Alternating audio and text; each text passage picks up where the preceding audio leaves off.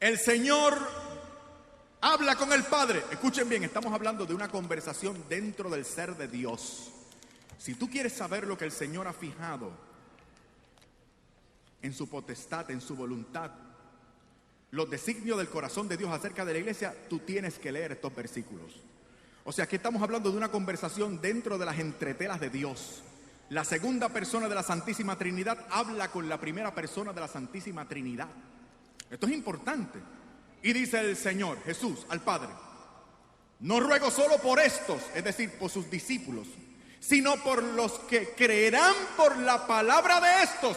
¿Quiénes somos los que vamos a creer por la palabra de los apóstoles? Está hablando de nosotros ahora. Para que todos sean 36,000. Perdón, me equivoqué, perdón. 36,000 era lo que había en aquel momento, 36,000 iglesias. El Señor dice, para que todos sean uno, como tú, escuchen bien por favor, como tú, Padre, en mí y yo en ti, que ellos sean perfectamente uno. Escuchen el adverbio, perfectamente uno en nosotros. Alguno dirá, pero el Señor está hablando de una unidad que no se ve. Entonces los protestantes tienen razón. La iglesia es invisible. Yo quería que la iglesia fuera invisible, me convenía. Seguro, todos cabemos. Sigamos con el pasaje. Como tú, Padre, en mí y yo en ti, que ellos sean perfectamente uno, para que el mundo crea que tú me has enviado.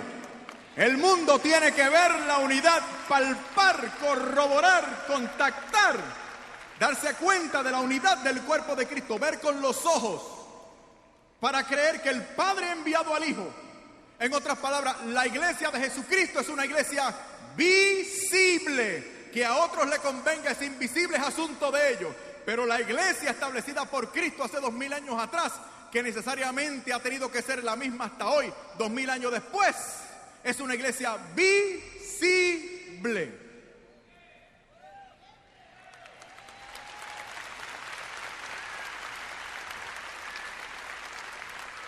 Y es una iglesia con poder. Efesios 1, 22, 23 dice que la iglesia es la plenitud de Cristo. Efesios capítulo 3, versículo 10 dice que la multiforme sabiduría de Dios se manifiesta en y por la iglesia. Efesios capítulo 3, versículo 21 dice que a Cristo se le da gloria en la iglesia, que según Primera de Timoteo capítulo 3, versículo 15, es la columna y el fundamento de la verdad. Señoras y señores, esta es la iglesia de la Biblia.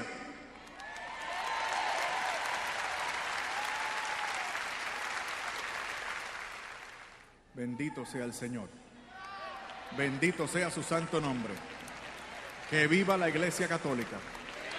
Que viva el Papa. Que viva María. Que viva Cristo sacramentado. Alabado sea el Señor. Aquí hay poder. Bendito sea el Señor.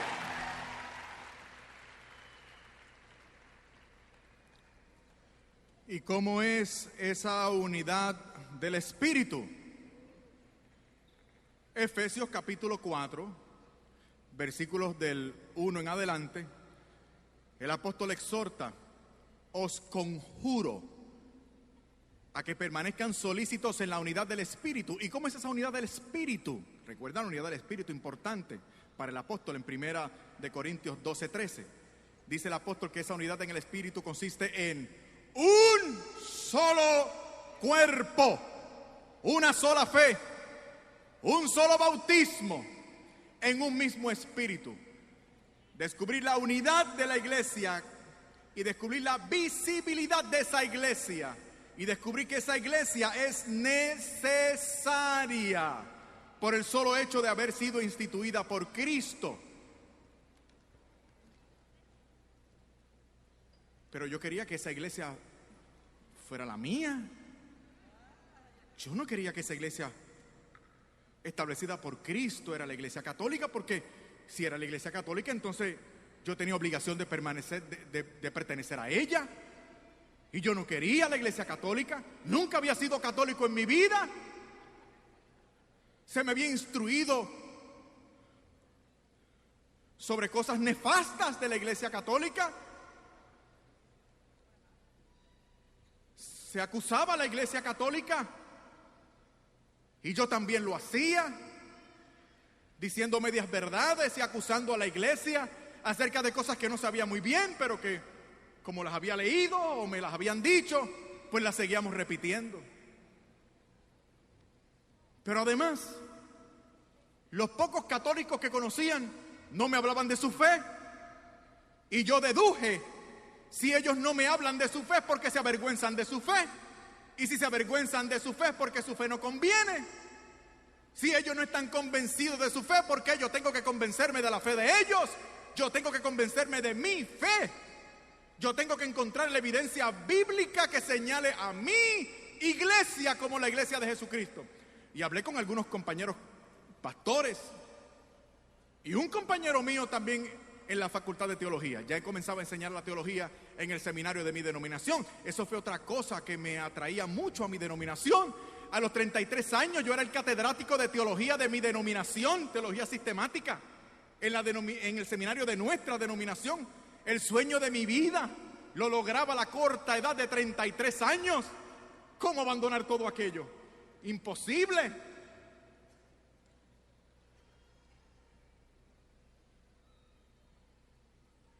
Y me dijeron algunos compañeros: Fernando, tú realmente no tienes ningún problema. Tú tienes que ir al libro de los Hechos de los Apóstoles, que es de donde surge la iglesia nuestra. A lo cual yo repliqué: pero es que nuestra iglesia pentecostal es una entre otras iglesias pentecostales, y hay otros pentecostales que creen distinto a nosotros. Eso no fue lo que dijo el Señor que debía ser su iglesia. Y ellos me dijeron: bueno, pero busca ahí las notas de nuestra religiosidad pentecostal. Y me di a la tarea de profundizar. ¿Saben ustedes lo que pasa cuando uno profundiza verdaderamente en la Biblia? Digo, no se trata de un texto bíblico por aquí, de un pasaje bíblico por allá. Cuando tú abarcas toda la Escritura y eres capaz de profundizar en toda la Escritura, claro, para ello hay que permanecer en comunión con la iglesia que tiene la plenitud del Espíritu Santo para abarcar toda la Escritura y profundizar en toda la Escritura. Pero allá afuera no estábamos en comunión con esa iglesia, ni teníamos ese espíritu, por lo menos la plenitud de ese espíritu. De todas maneras, profundicé mucho en el libro de los Hechos de los Apóstoles. Y cada vez que profundizas en la Biblia, necesariamente te vas a encontrar con la iglesia que escribió la Biblia, que fue otra cosa que aprendí en el seminario evangélico. La iglesia no surge porque hay gente que cree en la Biblia, no. A partir de la fe de la iglesia escribe la Biblia. Y me di cuenta que la iglesia que escribió la Biblia era la que los padres de la iglesia señalaban como católica en los primeros 4 siglos de la era cristiana, como San Cipriano en el año 250, Tertuliano en el 197, Agustín en el 397 y Clemente Romano en el año 97 después de Cristo. Clemente Romano era obispo de Roma. Interviene en la iglesia de Corinto para resolver un problema, y Clemente Romano se basa y parte de su autoridad como sucesor de Pedro, el obispo de Roma.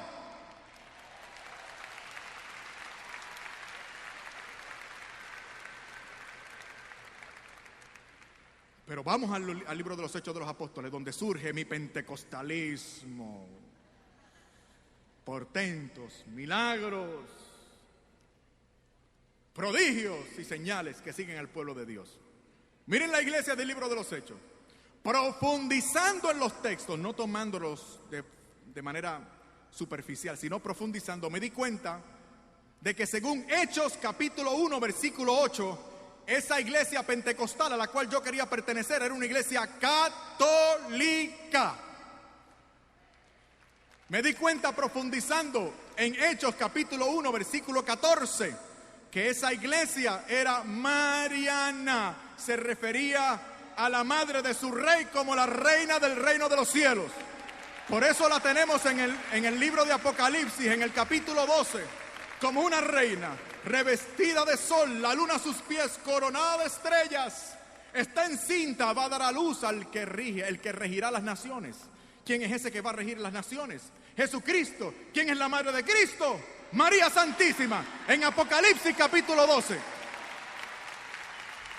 Descubrí además, profundizando en los textos bíblicos, que según Hechos capítulo 2 versículo 42, esta primera iglesia pentecostal a la cual yo quería pertenecer era una iglesia eucarística y era una iglesia apostólica. La iglesia de Jesucristo es católica, mariana, eucarística y apostólica.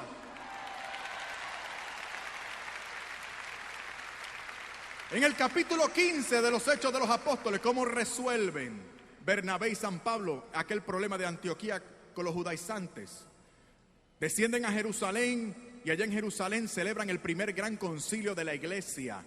Y dice en el capítulo 15, versículo 28, Santiago, quien era el obispo de Jerusalén: nos ha parecido bien al Espíritu Santo y a nosotros, porque esta iglesia apostólica habla con la autoridad de Cristo y el poder, la potencia del Espíritu Santo. Por eso lo que diga un sucesor de los apóstoles para mí es palabra de Dios.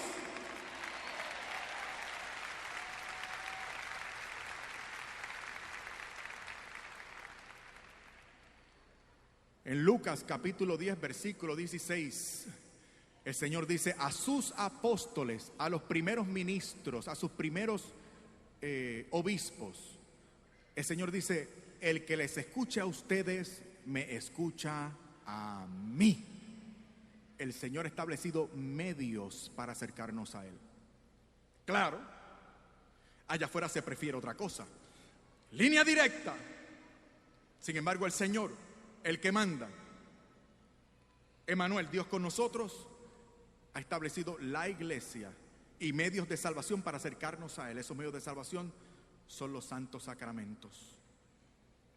En Mateo 28, 19, el Señor dice a sus primeros obispos: vayan y prediquen, no escriban, no, vayan y prediquen este evangelio a todas las gentes. Por eso es que esta iglesia tiene que ser católica, porque es un solo y mismo evangelio a todas las gentes. Dice: enseñándoles lo que yo les he mostrado. ¿Y qué es todo lo que el Señor ha mostrado? Tienen que referirse entonces al último versículo del evangelio según San Juan. Dice: muchas otras cosas hizo el Señor, que si fuesen todas puestas por escrito, el mundo no podría sostener los libros que tendrían que ser escritos para contener las enseñanzas, las acciones de Jesús. No todo está en el libro. Hace falta referirse a la iglesia con la plenitud del Espíritu para escuchar, entender toda la revelación.